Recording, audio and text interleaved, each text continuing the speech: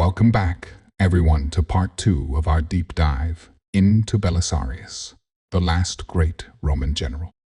If you haven't watched part 1 yet, go back and check it out because we covered his early career, his brilliant victories against the Persians, and his lightning conquest of the Vandal Kingdom in North Africa.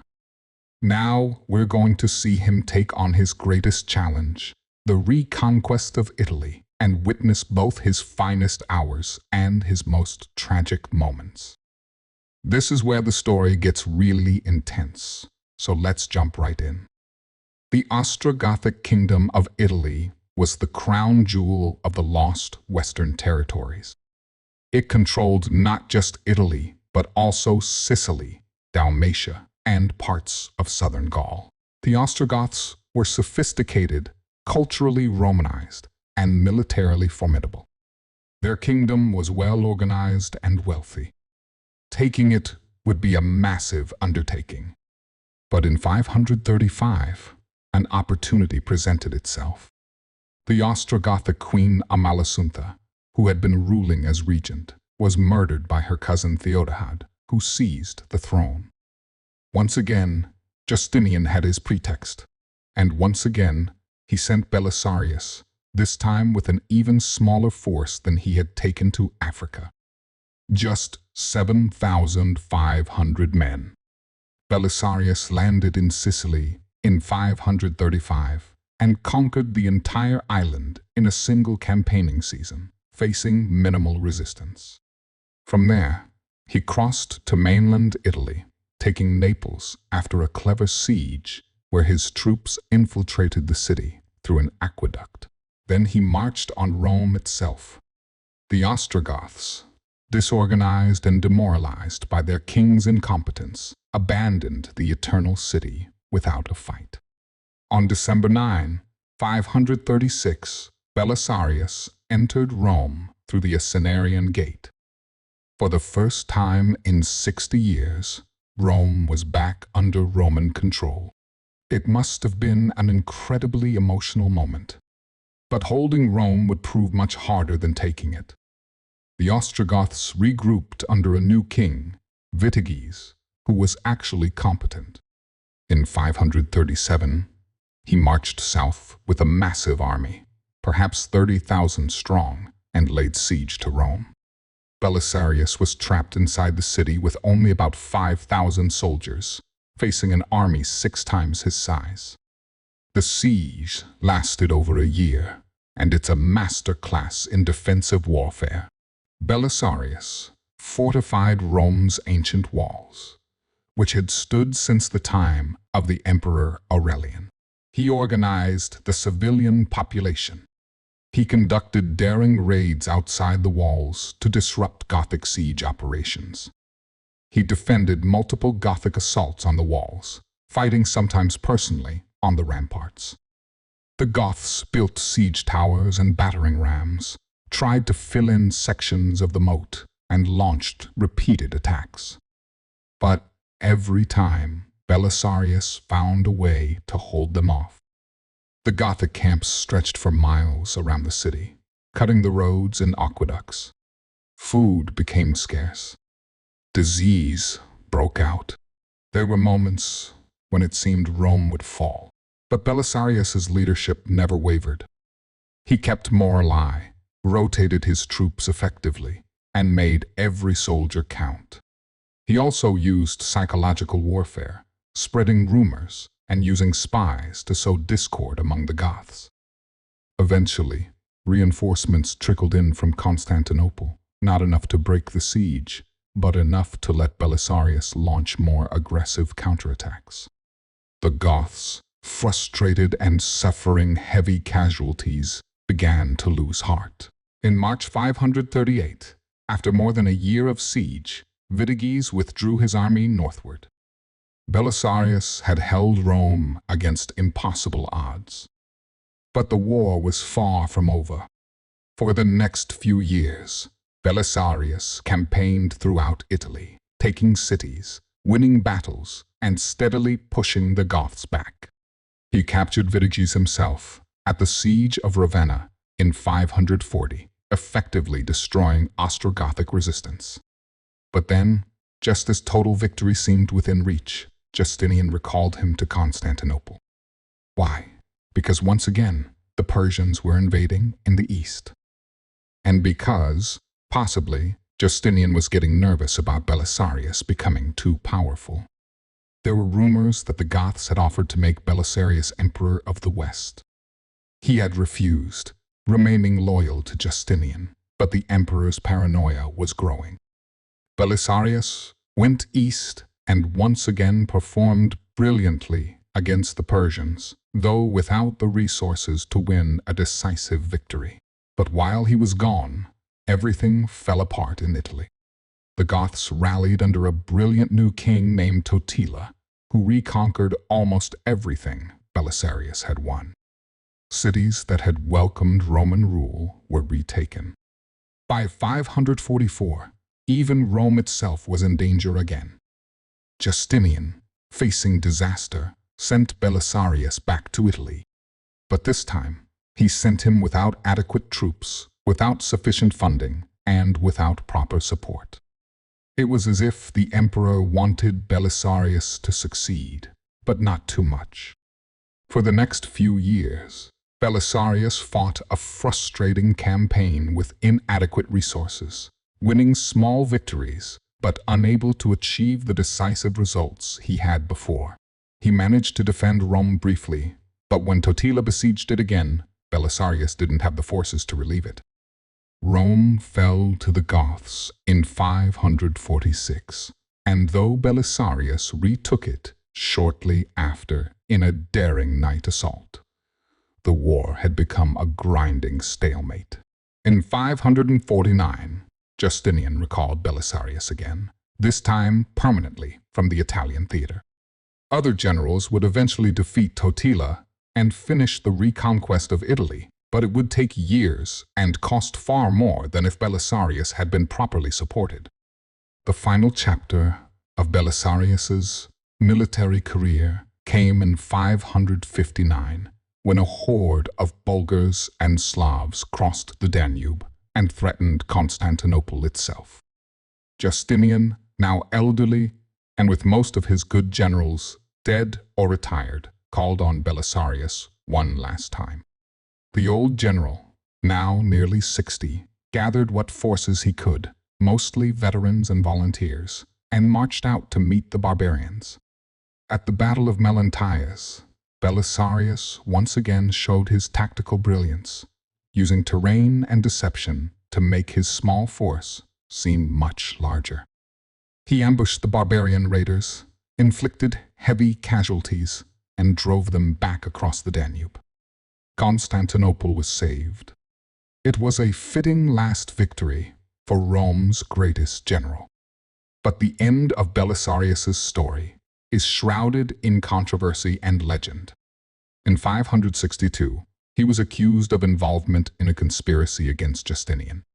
The charges were almost certainly false, invented by rivals and enabled by the emperor's paranoia. Belisarius was arrested, stripped of his rank and properties, and imprisoned. For months, the man who had saved the empire multiple times languished in disgrace. Eventually, Justinian pardoned him and restored his properties, perhaps realizing the injustice or simply moved by their long history together. But Belisarius was a broken man. He died in March 565, just a few months before Justinian himself. Legend says he was blinded and reduced to begging in the streets, crying, "Give a coin to Belisarius, who once commanded armies." This almost certainly isn't true. It's a medieval invention, a morality tale about the fickleness of fortune. But it captured something real, the tragedy of a great man brought low by the very emperor he had served so faithfully. So what's Belisarius's legacy? From a military standpoint, he's one of the greatest generals in history, period. He won major victories against 3 different enemies, the Persians, Vandals, and Goths. He consistently defeated forces that outnumbered him, sometimes by massive margins. He was brilliant at conventional battles, sieges, defensive operations, and irregular warfare. He could command infantry, cavalry, and combined arms with equal skill. He adapted his tactics to each enemy and each situation. He was personally brave, leading from the front when necessary, but also knew when to hold back and command. His logistics were generally excellent. He kept the loyalty of his troops even in the hardest campaigns. He basically never lost a campaign, even if he lost individual battles. Military historians still study his campaigns today. But beyond tactics and battles, Belisarius almost changed the course of history. If Justinian had given him consistent support, if the emperor's paranoia hadn't undermined him, if he had been allowed to finish what he started in Italy with proper resources, the map of Europe might look very different today. The Roman Empire might have been truly restored. The Dark Ages might have been avoided or dramatically shortened. Western civilization might have followed a completely different trajectory. Of course, that's speculation. The forces pulling the ancient world apart were bigger than one man, no matter how brilliant. But it's tantalizing to think about. There's also the personal tragedy of his story. Here was a man of exceptional talent and unshakable loyalty who deserved better than he got.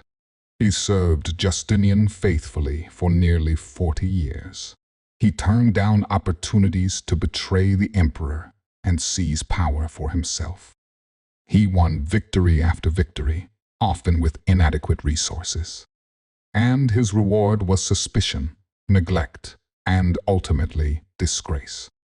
It's a reminder that even in the best of times, politics can destroy merit, and loyalty isn't always rewarded. The relationship between Belisarius and Justinian is fascinating and complex. On one level, they were one of history's great partnerships. Justinian had the vision and the resources. Belisarius had the military genius to execute that vision. Together, they achieved things that seemed impossible, reconquering vast territories and briefly restoring Roman power across the Mediterranean. But there was always tension. Justinian was brilliant, but also insecure, controlling, and paranoid. He couldn't fully trust anyone, even someone as loyal as Belisarius. And perhaps there was some justification for that paranoia. Belisarius was popular, successful, and charismatic. If he had wanted to seize power, he probably could have. The fact that he never did only seemed to make Justinian more suspicious, as if loyalty that extreme had to be hiding something. We should also talk about Belisarius's personal life briefly, because it adds another layer to his story. He was married to a woman named Antonina, who was a close friend of Justinian's wife, the Empress Theodora. Antonina was politically powerful and influential, but their marriage was troubled.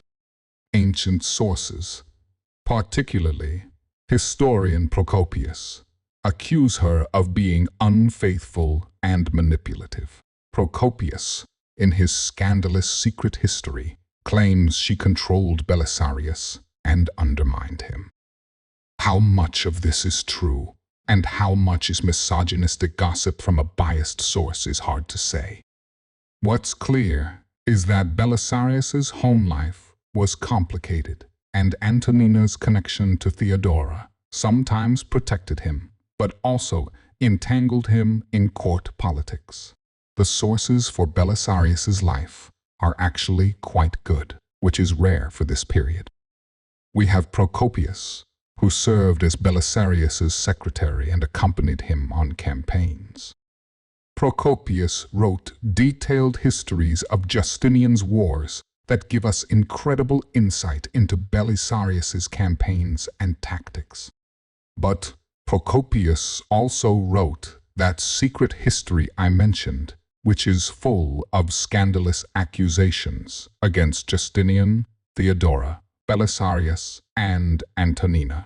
Historians debate how reliable the secret history is, some seeing it as revealing hidden truths, others as bitter slander from a disappointed bureaucrat. Either way, we have more detailed information about Belisarius than about almost any other figure from the early medieval period. What made Belisarius such an effective general? Several things stand out. First, his tactical flexibility. He didn't have one playbook. He adapted to each enemy and each situation. Against the Persians, he used defensive tactics and terrain manipulation. Against the Vandals, he used speed and maneuver. Against the Goths, he excelled at siege warfare and defensive operations. Second, his ability to do more with less. He almost never had numerical superiority, yet he almost always won. He maximized the effectiveness of every soldier under his command through careful positioning, good training, and brilliant tactical decisions. Third, his personal leadership. Sources consistently describe him as brave, inspiring, and willing to share the dangers his men faced. That builds loyalty and morale, which can be decisive in tight situations. Fourth, his strategic vision. He understood campaigns, not just battles. He knew how to take and hold territory, how to use politics and diplomacy to support military operations, how to keep supply lines open and manage logistics over vast distances. But perhaps most importantly, he understood that war isn't just about killing enemies. It's about achieving political objectives. When he conquered the Vandal Kingdom, he was careful to respect the local population and Roman civilians who had been living under Vandal rule. When he entered Rome, he presented himself as a liberator, not a conqueror. He understood hearts and minds, as we would say today. This made his conquests more sustainable and made the populations he conquered more willing to accept Roman rule. The world Belisarius lived in was one of immense change and upheaval. The ancient world was dying.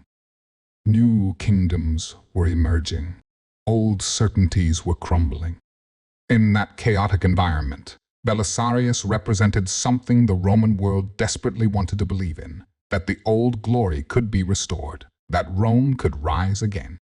For a brief moment in the 530s and 540s, it seemed like he might actually pull it off. The dream died slowly, undermined by inadequate resources, imperial paranoia, and the sheer weight of historical forces too large for any one man to overcome. But for a moment, it seemed possible. And that's why we still remember Belisarius today. So there you have it, the complete story of Belisarius, the last great Roman general.